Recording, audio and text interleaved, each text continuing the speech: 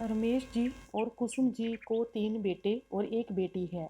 सबसे बड़ा बेटा है राजीव, दूसरे नंबर पर जुड़वा बेटा बेटी हैं राज और तान्या, और सबसे छोटा बेटा है साहिल, जो कि अभी कक्षा 8 में पढ़ता है। रमेश जी के घर नई बहू का आगमन हुआ था। नई बहू रिधिमा बेटे राजीव के साथ ही काम करती थी। शादी संपन्न हो जाने के बाद एक एक करके सभी चले गए। मेहमानों के शोरगुल से भरा घर सूना सा लगने लगा। अब रमेश जी वापिस ऑफिस जाने लगे और राज और तान्या कॉलेज जाने के लिए किताबें समेटे सुबह घर से निकलने लगे। राजीव की भी छुट्टियां समाप्त हो गई। वह भी उठते ही झटपट नहा धोकर वह नाश्ता कर ऑफिस रवाना होने लगा। रिधिमा ने भी ऑफिस फिर से ज्वाइन कर लिया, पर सारे दिन उसे राजीव पति की याद आती रही। जब घड़ी देखती तो उसे लगता उसकी घड़ी चलना भूल गई है। दिन था कि किसी तरह काटे नहीं कटता था। सारा ध्यान शाम के 8 बजने पर अटका रहता, जब उसका पति से मिलना होता। राजीव और रिधिमा का प्रेम विवाह था। रिधिमा के पिता साधारण परिवार के थे। वे श्रेष्ठ ब्राह्मणों में से गिने जाते थे। राजीव के परिवार के लोग अलग जाति के थे, पर राजीव के पिता ने पढ़ लिखकर एक निजी दफ्तर में नौकरी कर ली थी और रिधिमा और राजीव दोनों एक कंपनी में जॉब करने लगे थे, जिसमें ठीक ठाक वेतन था। दोनों की शिफ्टें अलग अलग थीं, पर धीरे धीरे उसे लगने लगा जैसे उसके जीवन में कुछ कमी होने लगी है। शादी से पहले दोनों अपनी नौकरियों के बाद घंटों साथ रहते थे। अब अकेले में मिलने का सवाल ही नहीं था। रातें अलार्म घड़ी की कटु ध्वनि से टकरा कर बिखरने लगी हैं। दोनों ऑफिस से लौट कर 2-4 मिनट ही साथ व्यतीत कर पाते थे कि शीघ्र ही राजीव के मित्रों की एक टोली उसे घेर लेती है और उसकी शामी मित्रों के हिस्से चली जाती हैं। और शादी के बाद अचानक दोस्ताना छोड़ना राजीव के लिए मुश्किल हो चला था। प्रतीक्षा करती रिधिमा का मन व्याकुलता से भर उठता है कि पहले वे दोनों 7 घंटे रहते थे, अब बस बिस्तर पर थके से साथ होते। वह मित्रों के साथ इतना समय बिताने पर पति से रुष्ट भी होती, परंतु उसके मित्र थे कि किसी तरह पीछा ही नहीं छोड़ते थे। अगर वे उसे घर से बाहर निकाल पाने में सफल न होते तो वे वही धरना देकर बैठ जाते। ड्राइंग रूम में चाय कॉफ़ी के दौर चलते रहते और रिधिमा अपने कमरे में अकेली बैठी कुढ़ती रहती। इतना ही क्यों, विवाह की सजावट और धूमधाम से भरे घर का एकाएक जैसे सारा नक्शा ही बदल गया था। घर में सफाई और व्यवस्था का अभाव एक तरह से स्वाभाविक ही था। रिधिमा ऐसे घर से आई थी जहाँ साफ सफाई स्वाभाविक तौर पर की जाती थी। राजीव का परिवार साफ सफाई के प्रति काफ़ी उदासीन रहता था। साफ हो गया है तो ठीक, वरना जैसा है पड़ा रहने दो। खाने पीने और हंसी चूहल के बीच किसी को टाइम ही कहाँ था कि इस ओर ध्यान दे।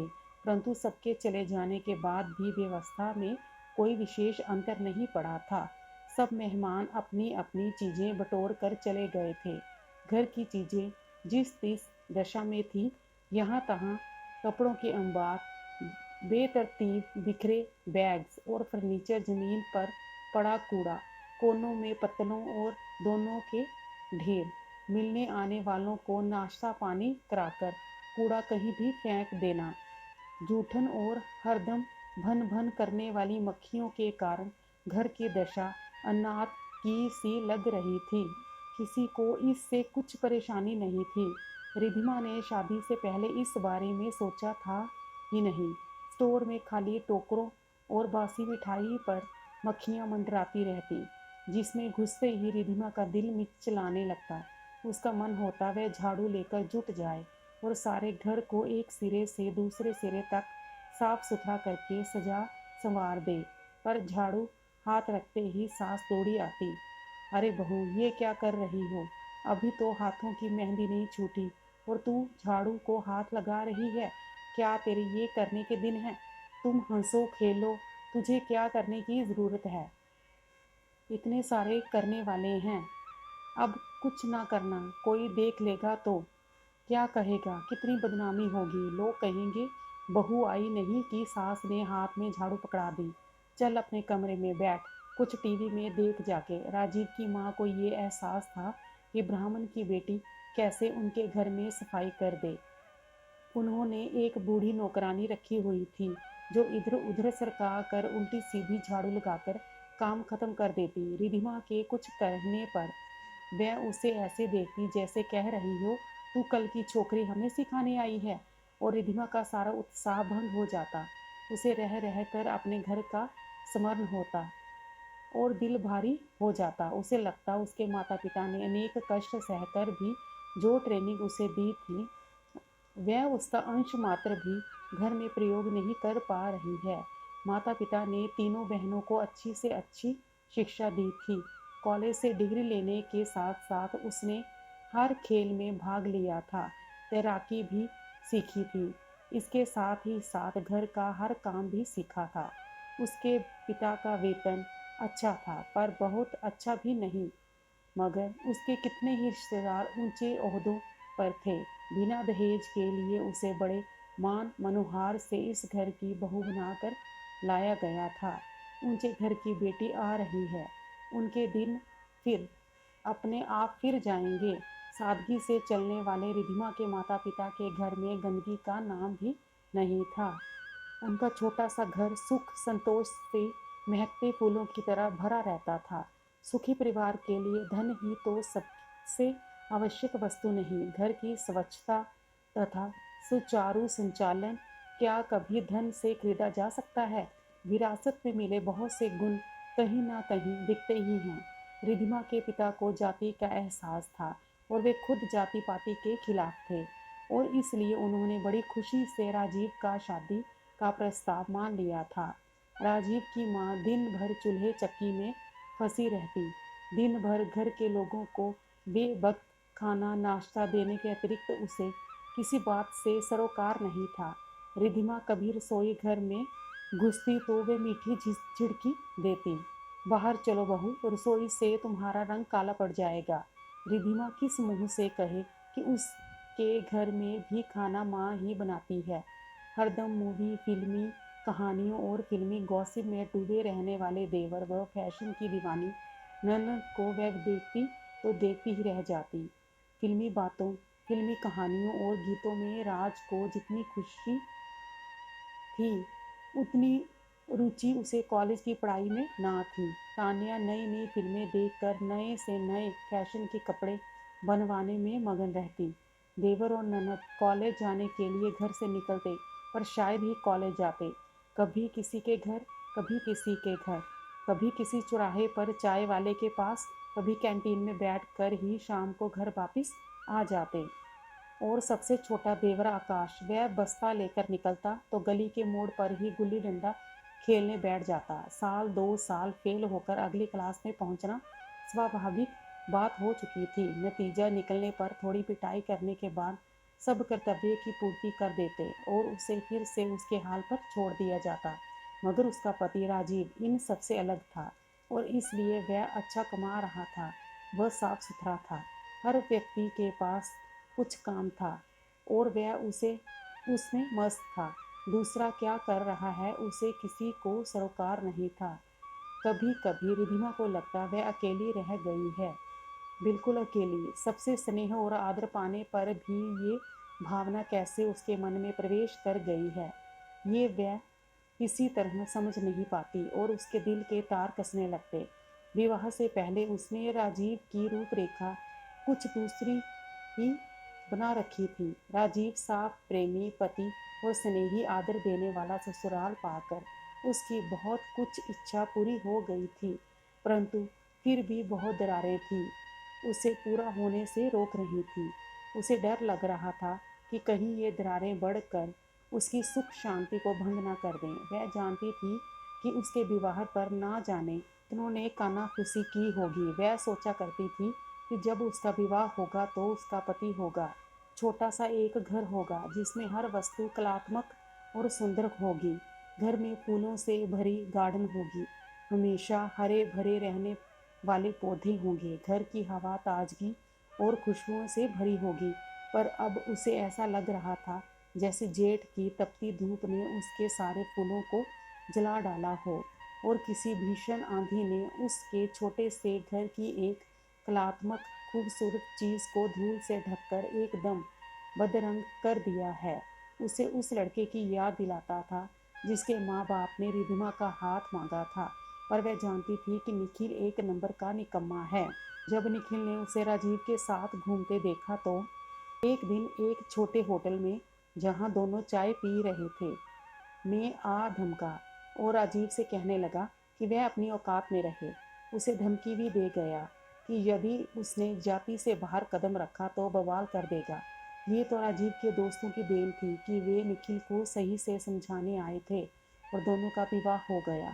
कई बार रिधिमा सोचती कि क्या उसकी अपनी जाति का निखिल उसे ढंग से रखता, पर जब वह उसकी बड़ी भाभी से मिली तो साफ हो गया कि उस घर में तो हर समय क्लेश रहता है, हर कोई गुरूर में रहता है और कोई भी मेहनत से कमाना नहीं जानता। कुछ महीने पहले उसने निखिल को कुछ लफंगों के साथ बाजार में एक फल बेचने वाले को पीटते हुए देखा था, जो उनसे पूरे पैसे मांगने की हिमाकत कर चुका था। उससे अपने फैसले पर पूरा गर्व हो उठा था। वह अपने सपनों के टूटे टुकड़ों को फेंककर जो पी सकी है, उसे लेकर जीवन सार्थक मान ले, या इस परिवार रूपी वृक्ष की एक डाली यहाँ से कहीं दूर ले जाकर अपने सपनों की बगिया को सजा ले। बहुत सोचने पर भी उसे कोई उत्तर नहीं मिल पा रहा था। बहुत समझने सोचने पर उसे लगा कि वह दोनों ही काम करने में असमर्थ हैं। ना तो वह अपने सपनों को कभी मन से निकाल सकेगी और ना ही अपनी इज्जत देने वाले सास ससुर ननद देवरों को छोड़कर पति के साथ नई गृहस्थी बनाकर ही सुखी रह सकेगी। उसने अपने सपनों की इसी घर में रहकर पूरा करना होगा। इन्हीं लोगों के साथ रहकर विरोधी को झेलकर उसे धीरे धीरे बहुत कुछ बदलना होगा। उसने अपनी चचेरी बहनों की दुर्गति देखी थी, जो उसी जाति में ब्याही गई थी। रात दिन दहेज पर कमेंट सुनती, जरा जरा सी बात पर उनकी सांसें तुनक जाती। मित्रों के साथ ताश और गपबाजी में पति का समय गुजरे, ये बात रिधिमा को बहुत सताती। एक दिन मित्रों की बुलाहट होने पर राजीव उठा ही था। रिधिमा ने उसका हाथ पकड़ लिया। मैं भी चलूंगी आपके साथ। राजीव अचकचा गया। वहाँ मेरे मित्रों में? पर वहाँ तो एक भी औरत नहीं होती है, तुम बोर हो जाओगी। और फिर माताजी और पिताजी क्या कहेंगे? यही कि नववधू को अकेला छोड़कर मित्रों के पास बैठना आपको शोभा नहीं देता। बस मैं अभी आता हूँ। जब आ ही गए हैं तो कुछ देर बैठ ही लें। रिधिमा मचल उठी। नहीं नहीं, मैं आपको आज नहीं जाने दूंगी। हम लोगों ने पिक्चर देखने का प्रोग्राम बनाया है। आज तो मित्रों को विदा करना ही पड़ेगा। मित्रों को आज आपको घर भेजना ही पड़ेगा। पति को पत्नी के हट के आगे झुकना ही पड़ा और धीरे धीरे उसकी सारी शामें रिधिमा की हो गई। आकाश इम्तिहान में हमेशा की तरह फेल हो गया था। पिताजी और भाई से अच्छी तरह पिटने के बाद वह सुबक रहा था। रिधिमा का दिल उमड़ पड़ा। बेचारे छोटे देवर का दोष ही क्या था? ये सब घर वालों की उसके प्रति लापरवाही का ही नतीजा था। वह इसी तरह पढ़ेगा तो कितना पढ़ पाएगा? उसका भविष्य क्या होगा? नतीजा खराब निकलने पर मारपीट करने तक की जिम्मेदारी तो सब लेते हैं, परंतु पढ़ाने की जिम्मेदारी लेने का अवकाश किसी को नहीं जाता। स्कूल नहीं जाता इसलिए पढ़ाई नहीं कर पाता। शायद ये एक चक्कर था जो घूम रहा था। क्या वह भी उसकी बराबरी की दर्शिका बनकर रह जाए? क्या वह आकाश की कोई सहायता नहीं कर सकती? देवर की परीक्षा लेने पर उसे पता चला कि वह शिक्षा के हर पहलू से अनजान है और उसकी अधूरी शिक्षा को पहली सीढ़ी से शुरू करना पड़ेगा। उसे एक ध्येय मिल गया था। वह पूरे उत्साह से उसमें जुट गई। उसने पूरे 10 दिन की ऑफिस से छुट्टी ले ली। सारा दिन उसे पढ़ाया। बचे समय में उसने घर का पूरा ध्यान रखा। धीरे धीरे घर में पौधों पर गमलों का प्रवेश होने लगा था। आंगन की सीमेंट तोड़कर ईंटें निकालकर किनारे किनारे क्यारियां बना दी गईं। अब तो राजीव ने स्वयं इस काम में पत्नी की सहायता की थी। सब लोगों ने पढ़ी लिखी समझदार बहू उसकी सनक समझा कर जब नन्हे नन्हे पौधे हरे हरे दिखने लगे तो सबको अच्छा लगा। उसे पता था कि किसी दिन इन बेजान से पौधों से पत्ते निकलेंगे और फूल खिलेंगे, फिर उनमें से रंग उभरे और खुशबू की लहरें उठेंगी, और ये सब धीरे धीरे होगा। उसे बड़े धैर्य से उनकी देखभाल करनी होगी। रिधिमा की सास ने झाड़ू नहीं उठाई, परंतु जब उसे समय मिलता वह घर में फैले हुए कपड़ों, बर्तनों और फर्नीचर को सहेजने में लग जाती। घर की व्यवस्था सुधारने का हर छोटा सा प्रयत्न उसके लिए संतोष का विषय हो गया था। खूंटी, अलंगनी और गुसलखाने में पुराने स्टाइल से लटके ननद के नए से नए डिज़ाइन के कपड़े देख रेख के अभाव में बहुत जल्दी अपना रूप रंग खो देते थे। पुरानों को फेंक तान्या नए कपड़ों के ढेर लगा लेती। क्या मिलता है इन नए नए फैशनों से? क्या वह उससे कुछ सीख कर लाभ उठा सकती है? यदि वह स्वयं ही कपड़े डिज़ाइन कर सकती तो कम से कम एक कला तो आती। रिधिमा को लगा कि उसे समस्या का समाधान मिल गया है। वह ननद को अपने कपड़े स्वयं डिज़ाइन करने का सुझाव देगी। जितना वह स्वयं जानती है उससे उसे सीखने में मदद देगी। उसे विश्वास था कि कपड़ों की शौकीन तान्या इस क्षेत्र में अवश्य रुचि लेगी। उसका अनुमान ठीक ही था। इंटर की परीक्षा देने के बाद उसने घोषणा कर दी कि वह बीकॉम में ना बैठकर डिज़ाइन स्कूल में भर्ती होगी। माता पिता उसके इस निश्चय पर बहुत नाराज़ थे। बीकॉम, एमकॉम की डिग्री के सामने सिलाई में, क्योंकि उनमें पैसा नहीं था, की दृष्टि में मूल्य ही क्या था। परंतु एक बार निश्चय कर लेने की तान्या की जिद कोई सरलता से तोड़ नहीं सकता था। इस बात को तान्या के दिमाग में बैठाने के लिए रिधिमा को भी डांट जरूर मिला था, परंतु वह प्रसन्न थी कि वह एक बेकार शौक और थोथी पढ़ाई की जगह, जो केवल डिग्री के लिए दी जा रही थी, ठोस कार्य के लिए सुझाव दे सकी थी। रिधिमा सुबह से शाम तक सास को खाना बनाते, सबको खिलाते देखती। वह कंघी तक करने की फुर्सत ना जुटा पाती थी। रिधिमा उसे रसोई से खींच लाती, उसके सिर में शैम्पू करती। वह हंसती, अरे बहू, तुम्हारे सजने संवरने के दिन हैं, भला मैं सिंगार पिटार करती अच्छी लगती हूँ? पर रिधिमा एक ना सुनती। उसे नई साड़ी पहनाती, फेस पैक लगा कर स्किन साफ करती, हल्का सा मेकअप कर बिंदी लगा कर छोड़ती। सास मुंह से मना करती थी, पर उसे कुछ देर रसोई घर से छुट्टी पाकर संवर कर अच्छा ही लगता। थका शरीर और मन ताज़ा हो उठता। रिधिमा सबसे शिकायत करती, तुम लोग जब चाहे आते जाते हो, जब दिल करता है खाना खाते हो। माँ जी को कितनी मेहनत करनी पड़ती है, दिन भर उन्हें रसोई से छुट्टी नहीं मिलती। क्या तुम लोगों का फर्ज नहीं कि उनका काम कुछ हल्का करो? सब एक ही साथ बैठ कर खाना खा लो तो काम कितनी जल्दी खत्म हो जाए। कभी हंसकर, कभी बनावटी क्रोध दिखाकर वह सबको एक साथ खाना खाने पर विवश करने लगी। नई बहू का मन रखने के लिए ससुर भी ताश छोड़कर उठ जाते और खाने की मेज पर पहुंचकर खाना खाने लगते। राजीव की बुआ जी आई हुई थी। वह भाभी को रसोई से निकलकर मुंह हाथ धोकर कंघी चोटी करते देख रही थी। वह हंस कर बोली, वाह दीदी, घर में नई बहू क्या आई, लगता है तुम पर भी नई जवानी आ गई है, इस उम्र में सजने संवरने लगी हो। मुझे लगता ही नहीं है कि ये पहले वाला घर है। माथे पर बिंदी लगाती कुसुम जी भी हंसी। हमारी तो जैसे तैसे गुजर रही थी, पर जब घर में पढ़ी लिखी होशियार बहू आ जाए तो अपने को बदलना ही पड़ता है। रिधिमा बाहर खड़ी सब कुछ सुन रही थी। वह मुस्कुराई। उसने सुरुचिपूर्ण सजे घर को देखा और उसकी निगाहें हरे भरे पौधों पर अटक गई। नन्हे नन्हे पौधे युवा होकर पत्तों से लद गए थे। उनमें से नन्ही नन्ही कलियां सिर निकाले झांक रही थी। उसे लगा अब देर नहीं, शीघ्र ही उसकी बगिया से रंग बिरंगे फूल खिलने लगेंगे। वह प्रसन्न थी कि उसने परिवार के बाग से पौधा उखाड़ कर अपनी दुनिया अलग नहीं बसाई। उसने उस बाग को ही संवार दिया। उसने अपना सपना टूटने नहीं दिया, वह साकार हो उठा। सुख जाति के बड़प्पन में नहीं है, गुणों के सही इस्तेमाल से मिलता है। अब जब भी रिधिमा के माता पिता उससे मिलने आते, अब ना तो राजीव को संकोच होता ना राजीव के माता पिता को, ना ही रिधिमा के माता पिता को एहसास होता कि उनके परिवारों में कभी भी कोई खाई थी। धन्यवाद।